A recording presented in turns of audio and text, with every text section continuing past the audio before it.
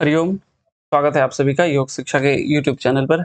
आशा करता हूँ आपकी तैयारी बहुत अच्छी चल रही होगी और जो परसों आपका नेट का पेपर है, वो भी बहुत अच्छा जाएगा। आइए कुछ क्वेश्चन मैं आपके लिए लेकर के लाया हूँ, जो आपके एग्ज़ाम के दृष्टिकोण से शायद बहुत इम्पोर्टेंट हो सकता है और आप इससे अपनी तैयारी को भी आँक सकते हैं कि आपने किस हद तक आपने अपनी तैयारी की हुई है। तो बता दूँ योग शिक्षा आपके लिए 7 मॉक पेपर लेकर के आया है, जिसमें कि ये टेस्ट पेपर आपका बिल्कुल फ्री है।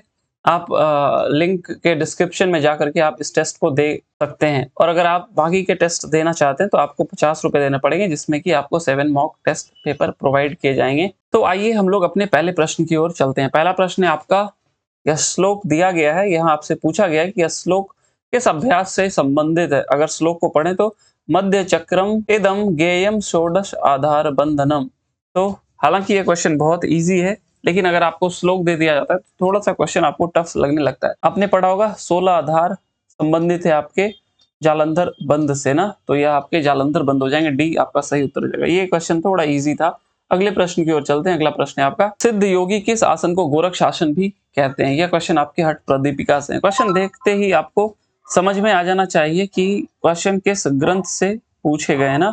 तो इस आसन को गोरक्षासन भी कहा जाता है, भद्रासन को हम लोग गोरक्षासन भी कहते हैं। आपको मैं ज्यादा समय नहीं दूंगा, आप वीडियो को पॉज करके आप अपने आंसर्स को सोच लें और फिर वीडियो को प्ले कर लीजिएगा। अगले प्रश्न की ओर चलते हैं। अगला प्रश्न है आपका, शुक्ल यजुर्वेद से संबंधित उपनिषद नहीं है। कौन से उपनिषद यहाँ पे शुक्ल यजुर्वेद से संबंधित नहीं है ना? तो आप वीडियो को पॉज कर लें, तब तक मैं आपके आंसर को बता देता हूँ ना। अगर बात करें आपकी ध्यान बिंदु उपनिषद, ध्यान बिंदु उपनिषद आपके शुक्ल यजुर्वेद से संबंधित नहीं है। बाकी की सभी उपनिषद आपके शुक्ल यजुर्वेद से संबंधित है। अब आप हमें कमेंट करके ये बताएं कि ध्यान बिंदु उपनिषद किस वेद से संबंधित है। अगले प्रश्न की ओर चलते हैं। अगला प्रश्न है आपका, हठ प्रदीपिका के अनुसार उज्जयी प्राणायाम का लाभ नहीं है। इस तरीके के क्वेश्चन काफी फ्रीक्वेंटली पूछे जाते हैं। या आपको यह क्वेश्चन मैच द फॉलोइंग में भी अगर आपको दे दिया जाए तो फिर आपकी हालत खराब हो जाएगी, राइट। तो आप हर एक अभ्यास के क्या लाभ बताए गए हैं, किस ग्रंथ में बताए गए, ये भी आपको पता होना चाहिए। अगर बात करें, कफ रोग दूर करता है, जठराग्नि भी प्रदीप्त करती है, कंठ रोग भी दूर करता है, लेकिन वात रोग आपकी उज्जयी प्राणायाम का लाभ नहीं बताया गया है। हठ प्रदीपिका में तो नहीं पूछा गया है, तो आप वात रोग लगाएंगे। ये भी ध्यान से पढ़िएगा ना, नहीं और हाँ ना। आप क्वेश्चन को बहुत अच्छे से पढ़ा कीजिएगा। अगले प्रश्न की ओर चलें। अगला प्रश्न है आपका, ध्यान बिंदु के अनुसार मणिपुर चक्र में कितने दल बताए गए हैं? जनरली आपका देखा जाए, मूलाधार 4, स्वादिष्ठान 6, फिर 10 और 12, 2 और फिर 1000। इस तरीके से आपके दलों की संख्या को विभाजित किया गया है। बात करें यहाँ पे तो यह आपके 12 हो जाएंगे मणिपुर चक्र में। ये थोड़ा सा ट्रिकी है क्वेश्चन, आप ध्यान दे दीजिएगा। जनरली 10 होता है, लेकिन ध्यान बिंदु उपनिषद में आपके 12 बताए गए हैं। अगले प्रश्न की ओर चलें। अगला प्रश्न है आपका, हठ प्रदीपिका के अनुसार इनमें से कौन हठ सिद्धि के लक्षण है? मैंने आपको पहले भी बताया, 2 तरीके के लक्षण बताए गए हैं, एक हठ सिद्धि के और एक नाड़ी शुद्धि के। तो क्वेश्चन को बहुत ध्यान से पढ़िएगा, किस चीज के लक्षण पूछे गए। अगर बात करें यहाँ पे हठ सिद्धि की लक्षण की, तो हठ सिद्धि में आपको बताया जाता है ना, वपु कृशत्वम वदने प्रसन्नता नाद स्फुटत्वम नयने सुर निर्मले आरोग्यता बिंदु जयो अग्निदीपनम नाड़ी विशुद्धि हठ सिद्धि लक्षणम। तो आरोग्यम बताया गया है, लेकिन ये सारे आपके नहीं बताए गए, राइट। तो आपके सेकंड आंसर हो जाएंगे। ये बिल्कुल श्लोक से पूछा गया क्वेश्चन है। श्लोक, कुछ श्लोक आपको बिल्कुल याद होने चाहिए। अगले प्रश्न की ओर चलें। इसका आंसर आपका बी हो जाएगा। अगले प्रश्न की ओर चलें। अगला प्रश्न है आपका, शिव संहिता के अनुसार मिलान करें। यहाँ पे आपको बताया गया कि चंद्रमा और सूर्य की कुछ कलाएं बताई गई है ना, तो आपको मैच करना है। वीडियो को पॉज करके आप अपने आंसर्स को सोच लें। तो बात करें चंद्रमा की कितनी कलाएं बताई गई हैं, तो चंद्रमा की कलाई आपकी 8 बताई गई हैं और सूर्य की कलाएं आपकी बताई गई 12। तो 3 और 4, ए का 3, बी का 4 आपका सही उत्तर हो जाएगा। आप इस क्वेश्चंस को अच्छे से देख लें, यहाँ पे कंफ्यूजन हो सकता है आपको। अगले प्रश्न की ओर चलें। अगला प्रश्न है आपका, इनमें से बाधक तत्व नहीं है। जैसा कि आपको पता है, हठ प्रदीपिका में साधक और बाधक तत्व बताए गए ना। तो अगर बात करें जनसंघ परित्याग, जनसंघ परित्याग बाधक तत्व नहीं, यह एक साधक तत्व है ना, क्योंकि जब लोगों से कम मिलेंगे तो वह आपके साधक तत्व होते हैं ना। तो आपका डी आंसर सही हो जाएगा। अगले प्रश्न की ओर चलें। अगला प्रश्न है आपका, शिव संहिता के अनुसार सर्व दुख प्रणाशनम किसके लिए कहा गया है? इस क्वेश्चन को आप ध्यान से देखिए, कहीं कहीं आपको दिखता है सर्व पाप प्रणाशनम, सर्व दुख प्रणाशनम, तो बहुत ध्यान से पढ़िएगा कि किसका लाभ क्या बताया गया। अगर बात करें इस क्वेश्चन की, तो स्वस्तिक आसन का लाभ आपको सर्व दुख प्रणाशनम बताया गया है। अगले प्रश्न की ओर चलें। अगला प्रश्न है आपका, ध्यान बिंदु के अनुसार सही विकल्प चुनें। यहाँ पे आपको 3 ऑप्शन दिया गया है और पूछा गया है कि कौन से ऑप्शंस आपको ध्यान बिंदु में देखने को मिलते हैं। ध्यान बिंदु में योग के 8 अंगों की चर्चा है? नहीं, वहां पे 8 अंगों की चर्चा नहीं है। 4 आसनों का उल्लेख है? हाँ, ये बिल्कुल है। खेचरी की चर्चा नहीं है? नहीं, यहाँ पे भी खेचरी की चर्चा है ना। तो केवल सही जो है सेकंड हो जाएगा, तो 2 ओनली आपका करेक्ट हो जाएगा।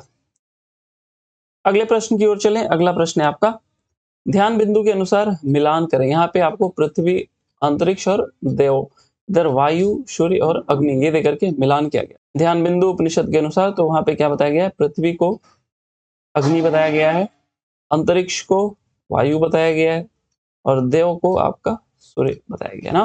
तो आपका आंसर क्या हो जाएगा? ए का सी, 2 का ए और ए आपका सही हो जाएगा ना। अगले प्रश्न की ओर चलें। अगला प्रश्न है आपका, हठ प्रदीपिका के अनुसार नाड़ी जलोदर धातुगत दोष विनाशनम किसका लाभ बताया गया है? अगर बात करें हठ प्रदीपिका के अनुसार, तो यह जो लाभ आपका है, यह आपका उज्जयी प्राणायाम का लाभ बताया गया है। अगले प्रश्न की ओर चलें। अगला प्रश्न है आपका, ध्यान बिंदु के अनुसार किस बंध का लाभ कर्म दुख नाशनम बताया गया ना। तो जब आप ध्यान बिंदु को देखिएगा, तो वहां पे जब आप जालंधर बंध के बारे में पढ़ेंगे ना, तो वहां पे बताया गया कर्म दुख नाशनम। ये क्वेश्चन थोड़ा टफ था। अगले प्रश्न की ओर चले। अगला प्रश्न है आपका, इनमें से सूर्यभेदी के लाभ नहीं है। सूर्यभेदी के 3 लाभ वहां पर आपको बताए गए हैं जब आप हठ प्रदीपिका में देखिएगा। तो वात दोष बिल्कुल ठीक है, कपाल शोधन बिल्कुल करता है, कृमि दोष एकदम दूर करता है, तो कफ दोष नष्ट नहीं करता, ऐसा कुछ नहीं बताया गया सूर्यभेदी के अभ्यास से संबंधित ना। अगले प्रश्न की ओर चलें। अगला प्रश्न है आपका, भगवत गीता में दिए गए भक्तों के प्रकार, है ना। यहाँ से क्वेश्चन बन सकता है कि भक्तों के प्रकार की चर्चा किस अध्याय में दिए गए हैं। तो आपको 2, 3, 7, 8 ऐसे करके देते, या आपको अध्याय के नाम देकर के पूछ ले, है ना। तो ये तो इजी हो गई। अब यहाँ पे ये भी क्वेश्चन बन सकता है ना कि कितने भक्तों के प्रकार दिए गए। तो वहां पे आर्त, अर्थार्थी, जिज्ञासु और योगी नहीं है, वहां पे ज्ञानी है ना। तो ये आपका नहीं है, तो सी सही आंसर हो जाएगा। अगले प्रश्न की ओर चलें। अगला प्रश्न है आपका, सूर्यभेदी प्राणायाम की विधि क्या है। तो यहाँ पे ऑप्शन ए है, बाएं से लेकर दाएं से छोड़ना है क्या, दाएं से लेकर बाएं से छोड़ना है, दाएं से लेकर दाएं से, या बाएं से लेकर बाएं से ना।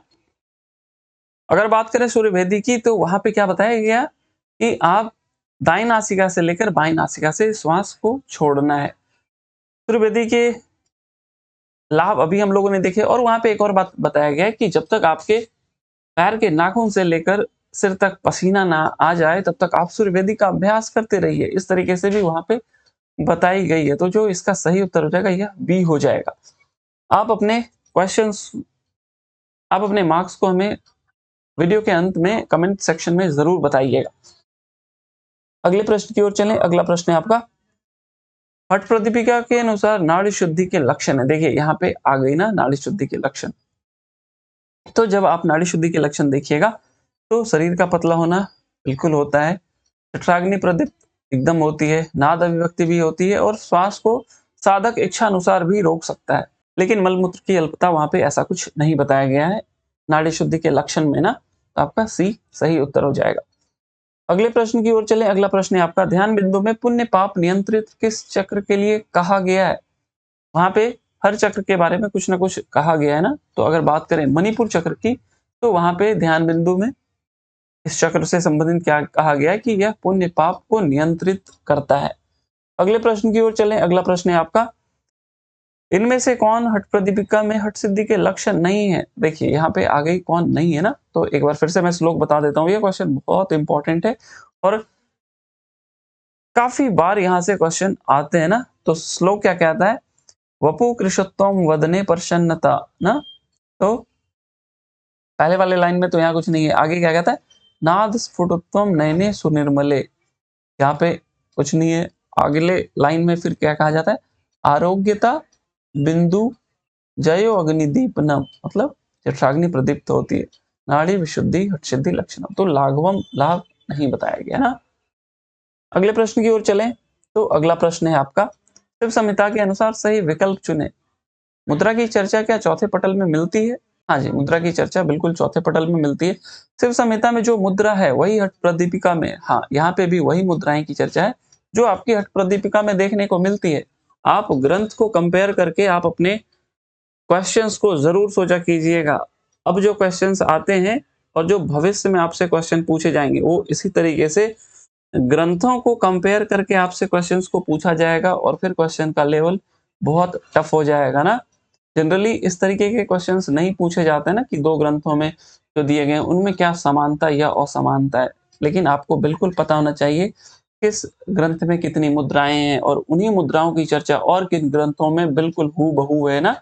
तो यहाँ पे बात करें मुद्राओं की चर्चा चौथे पटल में बिल्कुल है और शिव संहिता में जो मुद्रा है वही हठ प्रदीपिका में, तो बोथ करेक्ट हो जाएगा इसका। अगले प्रश्न की ओर चलें। अगला प्रश्न है आपका, यह क्वेश्चन आपके हठ प्रदीपिका का है कि हर्ष दीर्घ और अर्धमात्रा का संबंध किन किन से ना यहाँ पे मिलान करना है। तो अगर बात करें तो वहां पे क्या बताया गया, हर्ष का संबंध आपका दहती पापानी है।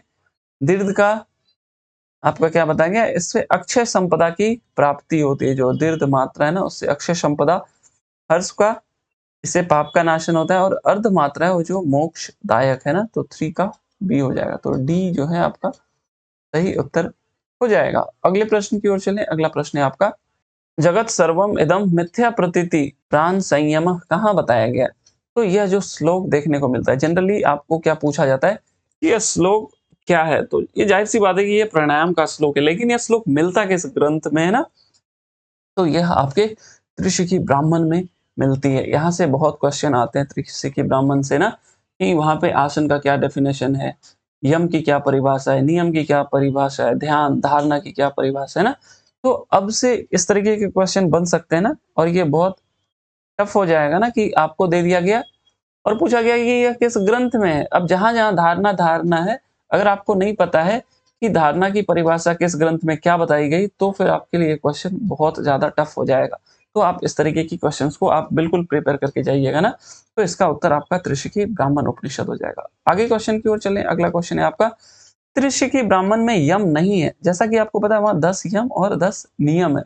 तो मैं जल्दी जल्दी आपको बता देता हूं कि यहाँ यम क्या है, अहिंसा, सत्य, अस्तेय, उसके बाद ब्रह्मचर्य, दया और आर्जवम, उसके बाद क्षमा, धृति और मिताहार, और फिर लास्ट में शौच। तो हो गए 1 2 3 4 5 6 7 8 9 10। अब देखिए शौच है, बिल्कुल है। आस्तिक है, नहीं आस्तिक नहीं है, आर्जव है ना, ये आर्जव है, और यह अहिंसा है, आस्तिक नहीं है। दान है क्या, नहीं दान नहीं है। दया है, हाँ, दया यहाँ पे है ना, तो ये कौन नहीं है, आस्तिक और दान नहीं है। तो 2 और 3 जो है ना वह बी आपका सही उत्तर हो जाएगा। इस तरीके के क्वेश्चन के लिए भी आप लोग बिल्कुल तैयार रखिएगा ना। इस तरीके के क्वेश्चन जनरली ये क्वेश्चन कहीं नहीं देखने को मिलेगा। ये सारे क्वेश्चन जो देख रहे हैं ना, ये आपको केवल और केवल योग शिक्षा पे देखने को ही मिलेंगी, राइट। तो अगर आपको क्वेश्चन अच्छा लग रहा है तो आप अभी हमारे चैनल को सब्सक्राइब करें, ताकि जब कभी भी मैं वीडियो डालूं आप उस वीडियो को इमीडिएट देख सके ना, क्योंकि ये क्वेश्चन और कहीं पे आपको देखने को नहीं मिलेंगे इस तरीके के, तो आप याद रखिएगा। अगले प्रश्न की ओर चलें। अगला प्रश्न है आपका, हठ प्रदीपिका के अनुसार कितने समय तक नियमित रूप से आत्मा का ध्यान, मिताहार और सिद्धासन का अभ्यास करने से योगी को निष्पत्ति अवस्था की प्राप्ति होती है। अगर आप श्लोक को जब देखेंगे ना तो यह 12 वर्ष आपका बताया गया। अगले प्रश्न की ओर चलें। अगला प्रश्न है आपका, हठ प्रदीपिका में वर्णित 10 मुद्राओं के अंतर्गत कौन मुद्रा नहीं आती है। तो ये थोड़ा इजी क्वेश्चन था, क्योंकि आपको श्लोक जनरली मुद्राओं के याद रहते हैं ना कौन कौन है। तो अगर बात करें तो वहां पे योनि मुद्रा देखने को नहीं मिलती है। अगले प्रश्न की ओर चलें। अगला प्रश्न है आपका, हठ प्रदीपिका के अनुसार इनमें से कौन बाधक तत्व। अगर बात करें, देखने में तो सभी बाधक तत्व ही लगेंगे आपको, लेकिन आपको ग्रंथ के अनुसार बताया गया ना, तो जब बाधक तत्व की बात करेंगे तो वहां पे आपको प्रयास जो है वह आपको बाधक तत्व के अंतर्गत देखने को मिलती है। ये सभी बाधक दिख रहे हैं, लेकिन श्लोक में आपको प्रयास ही देखने को मिलेंगे, राइट। तो आपका उत्तर जो होगा ए, सी और डी कर लीजिएगा, तो यह डी आपका सही उत्तर हो जाएगा। अगले प्रश्न की ओर चलें। अगला प्रश्न है आपका, योग चूड़ामणि उपनिषद के अनुसार मिलान करें। जनरली ये क्वेश्चन अभी तक नहीं आए हैं कि आपकी जो नाड़ी दी गई है वह आपके शरीर के किन अंगों तक जाती है। तो हो सकता है इस बार आपके यह क्वेश्चन आने की संभावना थोड़ी बढ़ सकती है ना। तो आप वीडियो को पॉज करके आप एक बार रिकॉल करें उस श्लोक को, तब तक मैं आंसर बता देता हूं। अगर बात करें गांधारी की, तो गांधारी आपकी बाईं आंख तक जाती है। अगर बात करें हस्त जिह्वा की, तो हस्त जिह्वा आपकी दक्षिण चक्षु तक जाती है।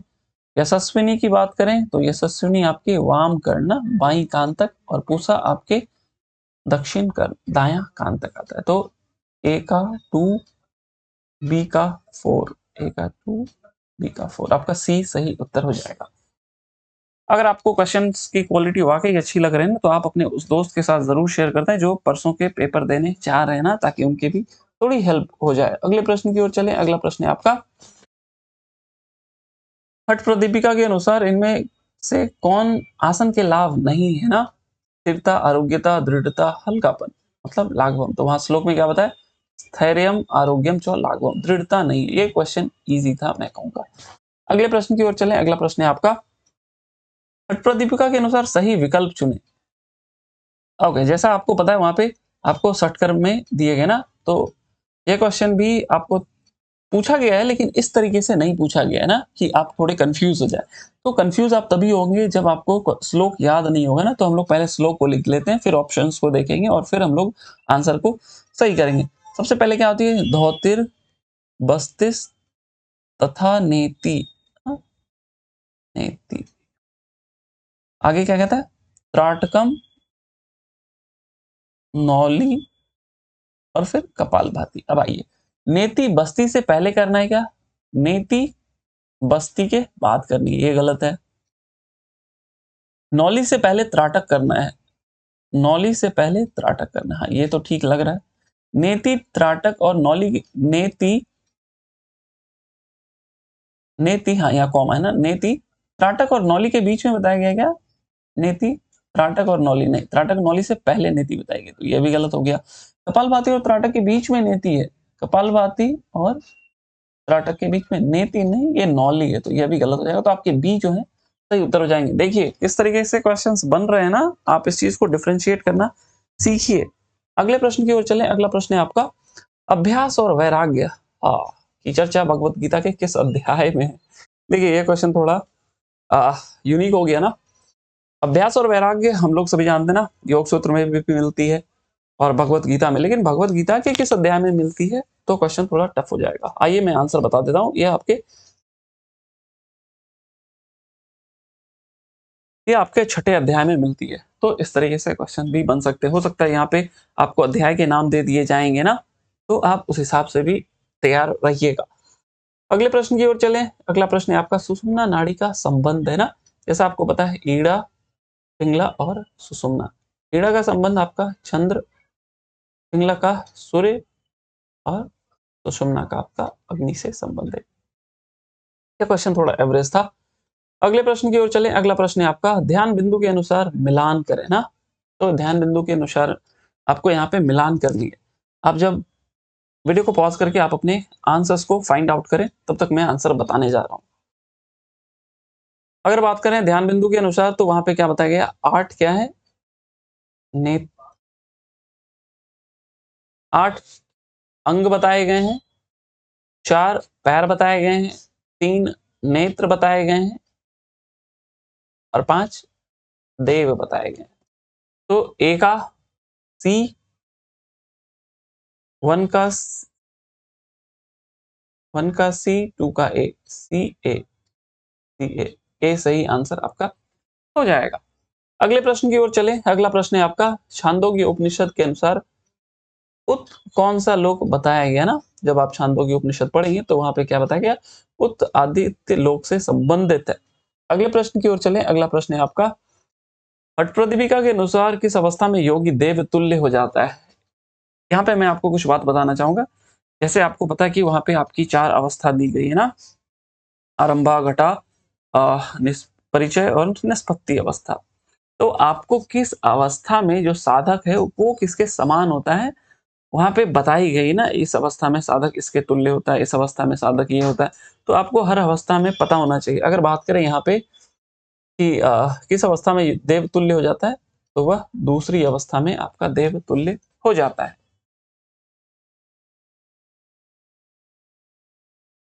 अगले प्रश्न की ओर चले। अगला प्रश्न है आपका, अठप्रदीपिका के अनुसार किसके अभ्यास से सुषुम्ना के अंदर निरुद्ध प्राण उठाया जाता है? यह क्वेश्चन थोड़ा इजी है, तो मैं सीधा आंसर बताने जा रहा हूँ। आप वीडियो को पॉज करके अपने आंसर्स को सोच लें। तो उद्यान बंद की मदद से हम लोग सुषुम्ना के अंदर प्राण को उठाने का प्रयास करते हैं।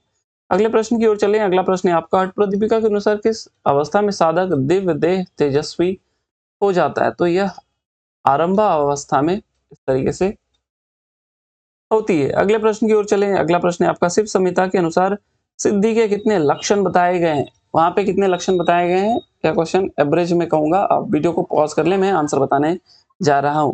तो वहां पे आपके 6 लक्षण बताए गए हैं और 7वां कुछ नहीं होता है, ऐसा करके बताया गया है। अठप्रदीपिका के अनुसार यहाँ पे बताना है आपको कि अठप्रदीपिका अनुसार क्या सही है।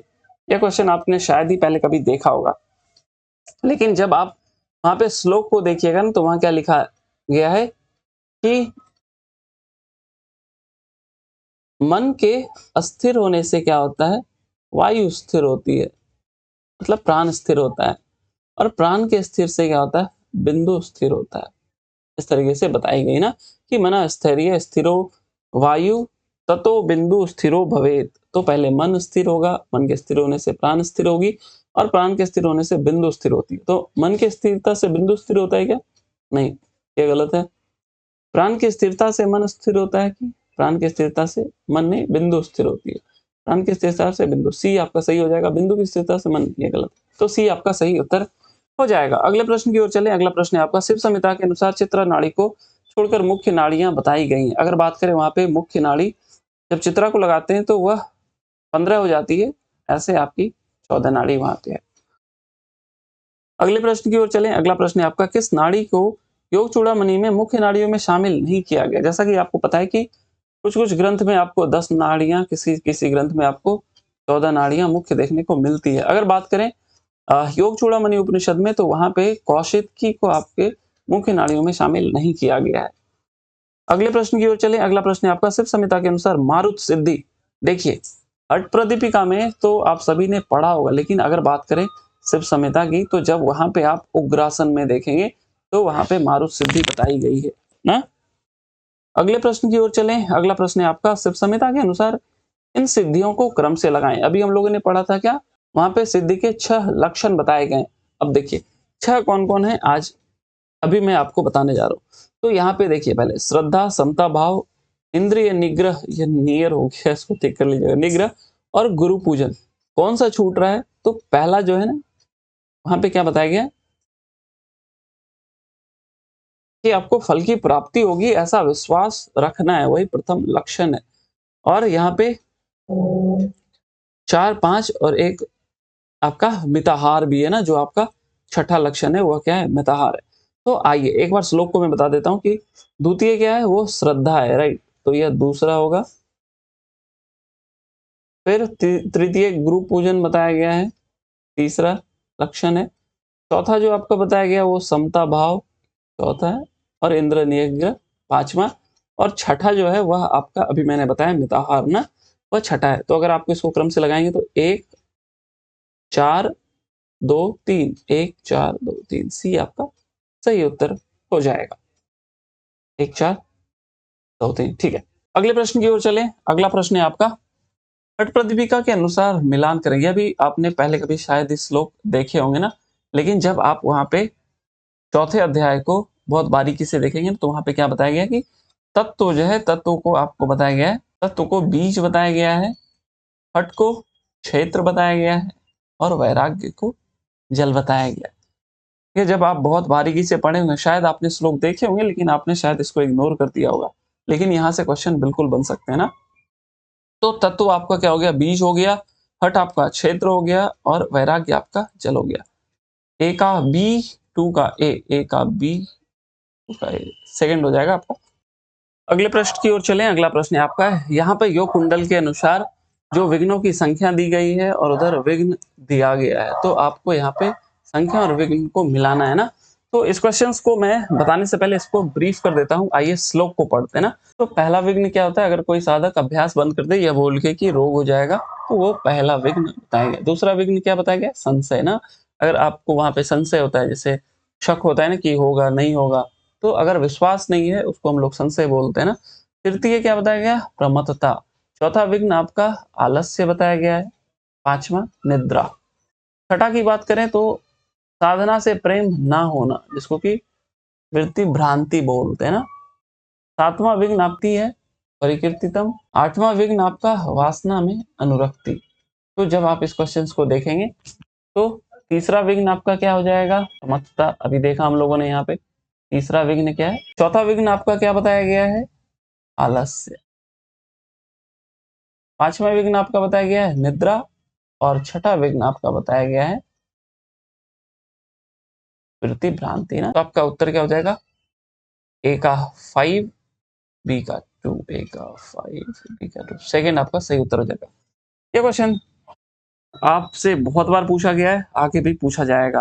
आप इस तरीके के क्वेश्चंस के लिए तैयार रहना कि एक तरफ विघ्न की संख्या मैंने 4 रखी, लेकिन विघ्न को मैंने बढ़ा दिया। अब आपको श्लोक याद नहीं है, आपको विघ्न याद नहीं है, तो फिर आप मैच द फॉलोइंग में तुक्का भी आपका शायद सही ना लगे ना।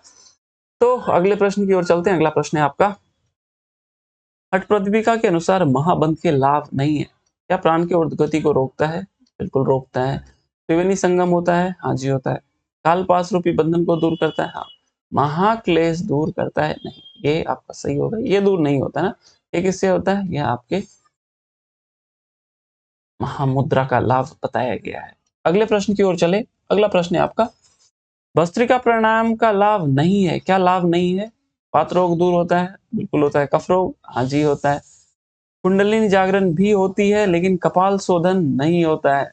अगले प्रश्न की ओर चले। अगला प्रश्न है आपका, त्रिशि के ब्राह्मण में नियम नहीं है। अभी हम लोगों ने कुछ देर पहले यम की चर्चा की, अब हम लोग नियम की चर्चा करेंगे। तो आस्तिक है क्या, वहां पे क्या क्या नियम है, आइए पहले उसको जान लेते हैं। जो वहां पे नियम बताए गए पहले, तप, संतोष, आस्तिक्यम। तो आस्तिक्य बिल्कुल है, तप भी हो गई। दान, आराधनम, दान आराधनम। आगे कहता है वेदांत श्रवण, जय हृति मति जप। जप भी है, क्षमा नहीं है। क्षमा भी हम लोगों ने थोड़ी देर पहले देखा था कि क्षमा आपका यम है ना, तो इसका पी हो जाएगा। अगले प्रश्न की ओर चले। अगला प्रश्न है आपका, वलितम पलितम चैव तन्मास ऊर्ध्वनम न दृश्यते याम मात्रम तु यो नित्यम अभ्यसतु कालचित। यह किसका लाभ बताया गया। वलितम पलितम अगर वे पगनम रहता, हाँ वेद हो जाती, लेकिन जब वलितम पलितम की बात करें ना, तो यह आपकी विपरीत करनी होगी। यह क्वेश्चन मैं एवरेज कहूंगा, क्योंकि यहां से क्वेश्चन बन सकते हैं। अगले प्रश्न की ओर चलें। अगला प्रश्न है आपका, हठ प्रतिपिका के अनुसार सही स्टेटमेंट चुनना है ना। तो क्या कहता है, कुंभ कांते तु कर्तव्यो बंधो जालन धरा विध। और दूसरा क्या कहता है, पुर कांते रेचक आदो कर्तव्यस्तु उद्यान। जनरली कभी भी श्लोक देकर के नहीं पूछते ना, लेकिन अगर आप क्वेश्चन की क्वालिटी को चेक करना चाहते हैं ना, तो आपको श्लोक अगर दे दिया जाए तो फिर क्वेश्चन की क्वालिटी बहुत इनहांस हो जाती है। तो क्या कुंभक के अंत में जालंधर करना है क्या, नहीं। पूरक के अंत में हमेशा जालंधर करने के लिए बताया गया, तो यह गलत हो जाएगा। और पूरक के अंत में रेचक के आदो, रेचक के प्रारंभ में क्या उड्डयन करना है, नहीं। वहां पे जालंधर करना है, तो ये दोनों ही गलत हो जाएंगे, बोथ इनकरेक्ट। अगले प्रश्न की ओर चलें। अगला प्रश्न है आपका, सामवेद से संबंधित उपनिषद नहीं है। कौन से वे उपनिषद है जो सामवेद से संबंधित नहीं है। तो आपका योग तत्व सामवेद से संबंधित नहीं है, बाकी सभी आपके सामवेद से संबंधित उपनिषद हैं। लास्ट प्रश्न जो आपका इस वीडियो का है, जिसमें कि आपसे पूछा गया कि मोक्ष कपाट भेदनम किससे होता है, किस अभ्यास से ना। तो यह आपका सिद्धासन का लाभ बताया गया जब आप प्रतिपिका को देखेंगे। तो यह थे 51 जो मुझे काफी महत्वपूर्ण क्वेश्चन लगे। अगर आपको वीडियो अच्छा लगा हो तो वीडियो को लाइक कीजिएगा। जो दोस्त परसों एग्जाम में देने के लिए बैठ रहे हैं पेपर, आप उनके साथ जरूर शेयर कीजिएगा। और आपका सेंटर कहाँ पड़ा है आप हमें कमेंट करके ज़रूर बता सकते हैं ना। तो वीडियो को लाइक कीजिए, चैनल को सब्सक्राइब करना बिल्कुल मत भूलिएगा। All the best for your examination, best of luck also. Video देखने के लिए आपका बहुत बहुत धन्यवाद। Thank you, thanks for watching.